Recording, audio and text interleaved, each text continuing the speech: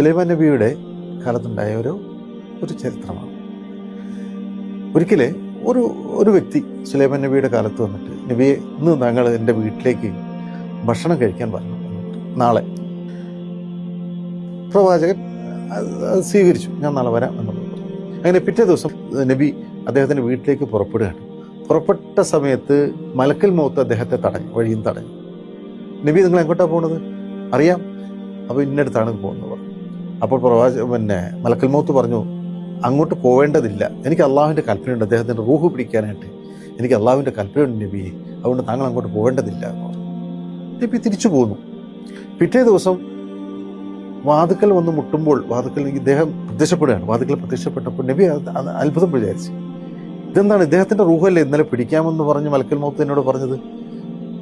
ഉടനെ തന്നെ മലക്കൽ മൗത്തോടെ പ്രത്യക്ഷപ്പെടുകയാണ്. സുലൈമാൻ നബിക്ക് പലതരത്തിലുള്ള മുജസ്സത്തുള്ള അറിയാമല്ലോ. പ്രത്യക്ഷപ്പെട്ട് പറഞ്ഞു, നബിയെ, ശരിയാണ്, അദ്ദേഹത്തിൻ്റെ റുഹു പിടിക്കാൻ എനിക്ക് അള്ളാഹുവിൻ്റെ കൽപ്പന ഉണ്ടായിരുന്നു.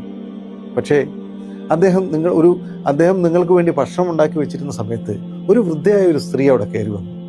അദ്ദേഹത്തിൻ്റെ വീട്ടിലേക്ക് കയറി വന്നിട്ട് ചോദിച്ചു, ഞാൻ ഭക്ഷണം കഴിച്ചിട്ട് 4 ദിവസമായി, എനിക്ക് എന്തെങ്കിലും ഭക്ഷണം കഴിക്കാനുണ്ടോ എന്ന് ചോദിച്ചപ്പോൾ ഇദ്ദേഹം താങ്കൾക്ക് വേണ്ടി എടുത്തു വെച്ചിരുന്ന ഭക്ഷണം എടുത്തു കൊടുക്കുക മാത്രമല്ല, അവരെ ഭക്ഷിപ്പിക്കുകയും ചെയ്തു. പോരാത്തതിന് അവരുടെ വീട്ടിലുള്ളവർക്ക് വേണ്ടി പൊതിഞ്ഞു കൊടുക്കുകയും ചെയ്തു. ഈ വൃദ്ധയായ സ്ത്രീ പുറത്തിറങ്ങി നിന്ന് പ്രാർത്ഥിച്ചു, അള്ളാഹുവിനെ പ്രാർത്ഥിച്ചു, അള്ളാഹുവെ, ഈ മനുഷ്യന് നീ ദീർഘായുസ് നൽകണേ എന്ന് പ്രാർത്ഥിച്ചു. അള്ളാഹു അത് സ്വീകരിച്ചു. ദാനം ആപത്തുകളെ തടയുമെന്നുള്ളതിനുള്ള വലിയൊരു മെസ്സേജാണ് നമുക്ക് ഇതിൽ നിന്ന് കിട്ടുന്നത്.